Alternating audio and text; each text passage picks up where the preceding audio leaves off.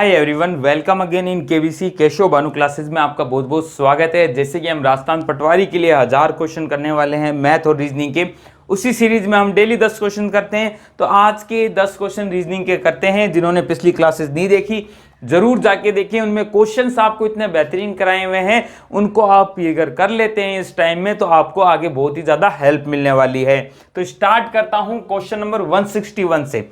160 question हम already खत्म कर चुके हैं, 161 से स्टार्ट करते हैं। यदि किसी कूट भाषा में ट्रांसफर को RTRNLA जो भी है ये लिखा जाता है तो एलिफेंट को क्या लिखेंगे? तो देखो क्या कहा है, ट्रांसफर यानी TRANSFER, इसको क्या लिखा है? इनको लिखा है RTNAFSRE। तो आपसे पूछा क्या है? एलिफेंट, ELEPHANT, एलिफेंट को क्या कहेंगे?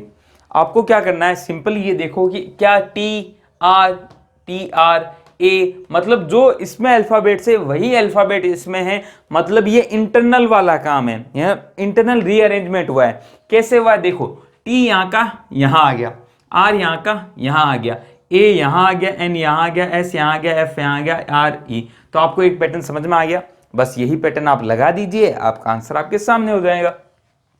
एलिफेंट में भी ऐसा कीजिए इस तरह और ये आंसर आपके सामने है,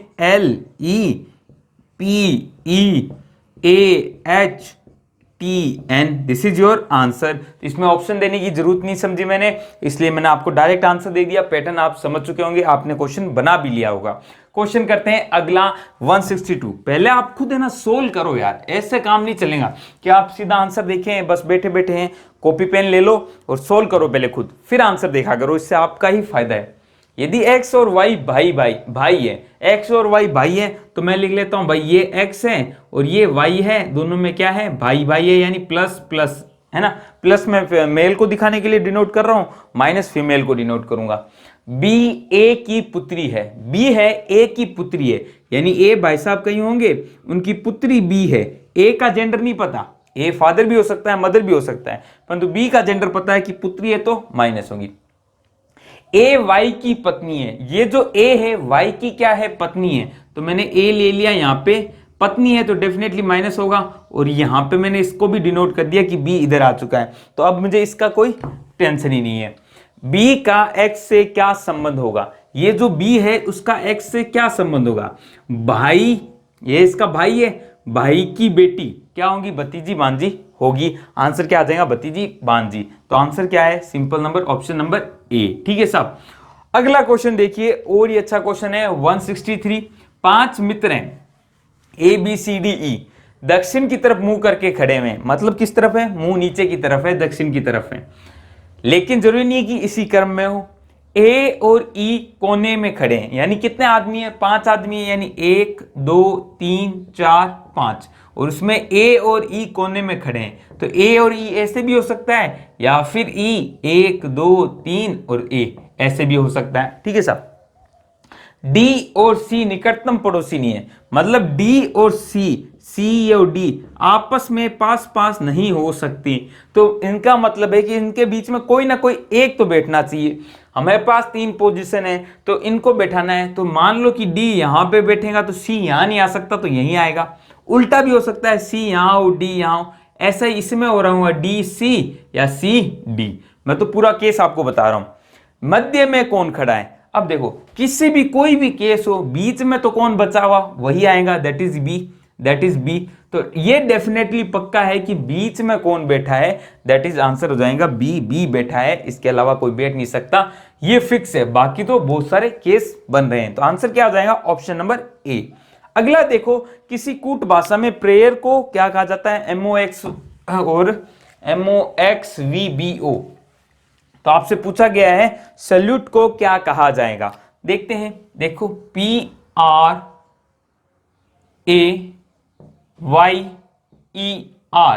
प्रेयर को क्या कहा जाता है? MOXVBO कहा जाता है। ठीक है साहब। तो आपको क्या बताना है, सैल्यूट को बताना है। पहले इसका कोड निकालते हैं क्या है। आपको पता है सेम नहीं आ रहे तो मेरे माइंड में क्या आना चाहिए, नंबरिंग कर लो। नंबरिंग हमें याद होनी चाहिए। मैंने कोड डिकोड की थ्योरी ऑलरेडी पढ़ा दी है दोस्तों। प्लेलिस्ट में जाएं, पटवारी की क्लासेस देखें रीजनिंग की, उसमें हमने कोड डिकोड को एकदम अच्छे से पढ़ा दिया है। एक बार उन थ्योरी की क्लासेस देख लीजिए, उनके रिलेटेड क्वेश्चंस कराए हैं वो देख लीजिए, आपको कभी कोई डाउट आएगा ही नहीं। चलो इस क्वेश्चन की बात करता हूँ। P 16 number, R 18 number, A 1 number, Y X Y Z यानी 25 नंबर, E 5 नंबर पे, R 18 नंबर पे, M 13, O 15, X 25 और ये क्या है X 24 V 22 और ये B 2 और O 15। आपको अब देखना है कि इससे ये कैसे लाएं। तो आपको एकदम सीधा दिख रहा है 16 से 13 यानी -3 क्या होगा, 18 से 15 -3 क्या होगा, A से 24 गए हैं तो भी -3 हुआ है। क्यों? क्योंकि देखो A से पीछे जाओगे तो Z आएगा, Z से पीछे Y, Y के नीचे X यानी 1 2 सॉरी X 3 के दम पीछे जाओगे तो ऐसे जैसे आपने देखा था P, तो P के पीछे देखे थे M N O P, तो M से पीछे गए 1 कदम 2 कदम 3 कदम, ऐसे ही A के पीछे जाओगे तो A ऑर्डर में चलती है ABCD। यहाँ पे A के पीछे कौन आएगा, Z है ना। Z के बाद वापस क्या आता है, ABCDF ऐसे फिर वापस Z, फिर इस ऑर्डर में चलता है। 25 से -3 तो आपको समझ में आ गया, कुछ नहीं करना, सिंपल जो इसका कोड है वो आपको समझ में आ गया। आप कोड समझ में आने के बाद तो आप किसी को भी बना सकते हो। दैट इज क्या है, सैल्यूट, SALUTE। सबकी नंबरिंग आपको पता होनी चाहिए, 19 1 12 मैंने एकदम माइंड में बैठा देने के हिसाब से पढ़ाया हुआ है। आप एक बार थ्योरी क्लास देख लोगे एकदम माइंड में बैठ जाएंगे आपकी। 21 20 5, 19 से -3 करूंगा तो कितना आएगा, 16। इससे A का वापिस अगेन क्या आएगा, 24 यानी X है ना, और 16 पे क्या आता है P। M 12 से 3 पीछे जाऊंगा यानी 9 पे कौन आता है I। 21 से जाऊंगा पीछे तो 21 1 खत्म हो जाएगा, 18 पे क्या आता है R, और T से 17 पे Q, और E से 2 यानी B। तो आंसर क्या आ जाएगा, PXIRQB। PXIRQB is it your answer, option number A ये आपका आंसर हो गया। तो ये क्वेश्चन 164 तक हमने कर लिए। अब बात करते हैं आगे के क्वेश्चंस। तो ओके गाइज, अब देखते हैं आगे। एक घर का मुख उत्तर दिशा में, हमें पता है दिशा ज्ञान आपको पता ही होगा, हमने बताया हुआ है NESW। उत्तर दिशा में यानी मुख कहाँ होगा, ऊपर की तरफ है। ठीक है साहब। एक आदमी अपने घर से बाहर आता है, मतलब उत्तर दिशा की तरफ मुंह किया हुआ है उसने, और सीधे 12 मीटर चलता है। तो यानी ये पूरा कितना चल गया, 12 मीटर चल गया यहाँ से। ठीक है साहब, 12 मीटर चल गया, इस तरफ चल गया, यहाँ पे खड़ा है, स्टार्टिंग यहाँ से की थी उसने। फिर बाएं मुड़कर 27 मीटर चलता है। अब बायां मुड़ेगा, बायां मतलब घड़ी की विपरीत दिशा में। 12 है, 12 बज रहे हैं, 12 से किस तरफ आएगा, 9 की तरफ, यानी बायां मुड़ गया यानी इधर मुड़ गया। और कितना चला साहब, 27। तो चलो साहब ये 27 चल गया, 27 को थोड़ा बड़ा दिखा दिया मैंने। वह फिर दायां मुड़ता है यानी घड़ी की दिशा में, दायां मतलब ऊपर की तरफ। ऊपर जाएगा तो कितना आ जाएगा, 7 मीटर ऊपर चला जाता है। ठीक है साहब, 7 मीटर ऊपर चला गया। फिर एक बार दायां मुड़ता है, दायां यानी 12 से घड़ी की दिशा में 3 की तरफ यानी इस तरफ मुड़ जाएगा, और 27 मीटर चलता है। आपको पता है ये भी 27 है तो ऊपर भी 27 चलेगा, तो इसी लाइन इसी पॉइंट के आसपास आएगा। आसपास क्या, इसी की लाइन पे आएगा। ये भी कितनी है, 27 है। ठीक है साहब। वह अपने घर से कितनी दूर है, अपने घर से यानी यहां से स्टार्ट किया था, कितनी दूर है, यहां पे एंड कर रहा है। तो देखो 12 ये है और ये कितनी है, ये 7 ही होगी, इसके बराबर ही होगी 7। तो 12 और 7 कितने होंगे, 19 मीटर दूर है। आंसर क्या आ जाएगा, option number B, 19 metre. I hope आपको समझ में आ गया होगा।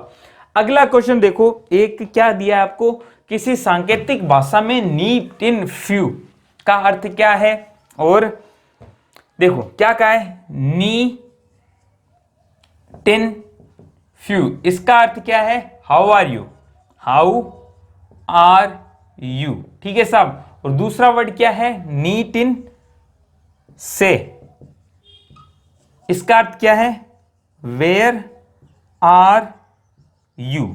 ये आपका कोड है। आपसे कोड किसका पूछा है, वेयर का कोड पूछा है। तो वेयर का कोड कैसे निकालोगे दोस्तों, वेयर का कोड निकालना है, पहले देखो वेयर है कहां, ये रहा वेयर। यहां दोनों में कॉमन नहीं है, मतलब आपको आर का निकालना पड़ेगा, यू का निकालना पड़ेगा, जो बचेगा वो वेयर का हो जाएगा। आर और यू दोनों ही इसमें कॉमन है, मतलब दो वर्ड्स कॉमन है तो ऊपर भी 2 वर्ड्स कॉमन होंगे। देखो कौन कौन से हैं, टिन कॉमन है एक तो, और एक नी कॉमन है। तो टिन और नी ये दोनों कोड किसके हो जाएंगे, इन दोनों में से किसी एक के डिस्ट्रीब्यूट हो जाएंगे। बचा क्या, से, यही इस कोड किसका हो जाएगा, वेयर का। आंसर क्या आ जाएगा, से, ऑप्शन नंबर बी। ठीक है साहब, अगला क्वेश्चन देखते हैं। यदि हवा को पानी, पानी को लाल, लाल को पीला, पीला को हरा कहा जाए तो बताइए खून का रंग कैसा होगा। हमें पता है खून का ओरिजिनल रंग क्या होता है, लाल होता है। खून का ओरिजिनल जो रंग है लाल है। हमें देखना है लाल को यहाँ पे क्या कहा जा रहा है, तो यहाँ पे लाल को क्या कहा जा रहा है, पीला। तो आंसर क्या आ जाएगा, पीला। आपको ओरिजिनल रंग देखना है। उसके बाद देखा कि ओरिजिनल रंग था लाल, परंतु लाल को यहाँ पे कुछ डिफरेंट कह रहे हैं। लाल को क्या कह रहे हैं, पीला। तो आंसर क्या हो जाएगा, पीला, ऑप्शन नंबर ए। ठीक है साहब, क्वेश्चन नंबर 168।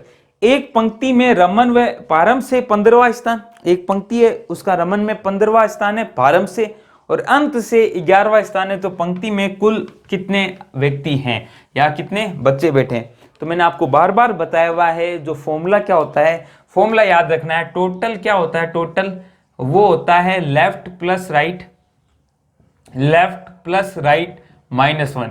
मतलब किसी व्यक्ति की लेफ्ट से पोजीशन या आरंभ से पोजीशन और उसकी ही व्यक्ति की राइट से पोजीशन निकालें, उसमें से एक घटा दें तो हमारे टोटल व्यक्ति आ जाते हैं। लेफ्ट से कितनी है साहब, 25 लिख दी थी, 15, और यहां से 11 -1 कितना आ गया, 25 टोटल बंदे होंगे। आंसर क्या आ जाएगा, 25, ऑप्शन नंबर ए। सिंपल क्वेश्चन था, कोई प्रॉब्लम वाली बात नहीं है। अब बात करते हैं आगे के क्वेश्चंस की। गाइज अब बात करते हैं क्वेश्चन नंबर 169 और 170 की। ठीक है साहब, क्या कह रहा है, 4 मित्र हैं ए बी सी डी, लंबाई में ए बी से छोटा है, ए बी से छोटा है। ये भाई साहब ए है ना, बी से छोटे हैं, यानी बी से छोटे हैं, लिख दिया मैंने। लेकिन तो देखो यहां पे ये क्वेश्चन इसीलिए बनाया गया कि आप लेकिन और जो वर्ड को अच्छे से समझ पाए। लेकिन आए और आए, तो ये आपको किसको बताते हैं, ये फर्स्ट नंबर को बताते हैं। ए और बी में फर्स्ट कौन है, ये, तो लेकिन किसको बता रहा है, ए को बता रहा है। तो लेकिन सी से लंबा है, ए बी से तो छोटा है लेकिन सी से लंबा है, तो ये लेकिन सी से लंबा, तो सी से किसको कंपेयर किया जा रहा है, ए को। तो लेकिन और तथा आए तो फर्स्ट नंबर को देखो, जो आए ना, जो वर्ड जैसे कि आगे आएगा वो सेकंड वाले को बताता है। ठीक है साहब, तो यहां पे क्या है, ए सी से लंबा है, तो ए सी से लंबा है तो सी नीचे आएगा। ठीक है साहब, लिख दिया। जो बी डी से छोटा है, अब देखो जो डी से छोटा है, अब जो कौन सा होगा, यहां पे देखो इस लाइन का मतलब अब हमारे सामने आ गया कि ए सी से लंबा है, ये हमारे पास बात आ गई, ए सी से लंबा है, जो डी से छोटा है। तो जो किसको बताता है, सेकंड नंबर को, यानी सी डी से छोटा है, तो सी डी से छोटा है तो डी ऊपर आएगा। अब कहां भी आए ये नहीं पता, डी यहां पे भी आ सकता है, यहां पे आ सकता है, परंतु यहां इससे नीचे नहीं आएगा। अब देखो हमसे क्या पूछा है, सबसे छोटा कौन है, तो गारंटी से कह सकते हैं सबसे छोटा कौन होगा, सी ही होगा। क्यों होगा सबसे छोटा, सी, क्योंकि इससे नीचे कोई नहीं आ रहा। ए भी इससे ऊपर है, बी भी इससे ऊपर है, डी भी ऊपर है, तो आंसर क्या आ जाएगा, option number A, this is C. C ही आंसर है जो सबसे छोटा होगा। ठीक है साहब, तो इसमें जो और को आप समझ पाएंगे इस क्वेश्चन में। अगला क्वेश्चन करना है आपको 0, 4, 18, 48, क्वेश्चन मार्क में जगह आंसर दीजिए 180, 180 है ना, 58, 68, 84 और 100, इसमें से आपको आंसर देने हैं। आज की क्लास यहीं खत्म करता हूं। कैसी लगी क्लास, बड़ा अच्छी लगी तो आपको एक काम करना है, शेयर कर दीजिएगा इस क्लास को व्हाट्सएप ग्रुप में, फेसबुक पे, जहाँ पे भी आप शेयर कर सकें। रिक्वेस्ट आपसे शेयर कीजिए, अच्छी लगे तो लाइक कर दीजिए, नए हो तो सब्सक्राइब करके बेल आइकन हिट कर लीजिए। और पिछली क्लासेस देखिए, इनकी जो पिक्स है मैं फेसबुक पे अपलोड कर दूंगा। जैसे ही 200 क्वेश्चन होते हैं तो मैं कोशिश कर रहा हूँ साथ में एक साथ डालूं, ताकि आपके लिए एक प्रैक्टिस सेट बन जाए। ठीक है सर, तो आप इन क्वेश्चंस को जरूर देखिएगा, आपको आनंद आएगा। तो आज की क्लास यहीं खत्म करता हूं। ये क्वेश्चन इंपॉर्टेंट है, इसका आंसर देना, कमेंट में ये भी बताना क्लास कैसी लगी। आज के लिए अलविदा, नई क्लास में जल्द मिलूंगा, तब तक के लिए जय हिंद, जय भारत।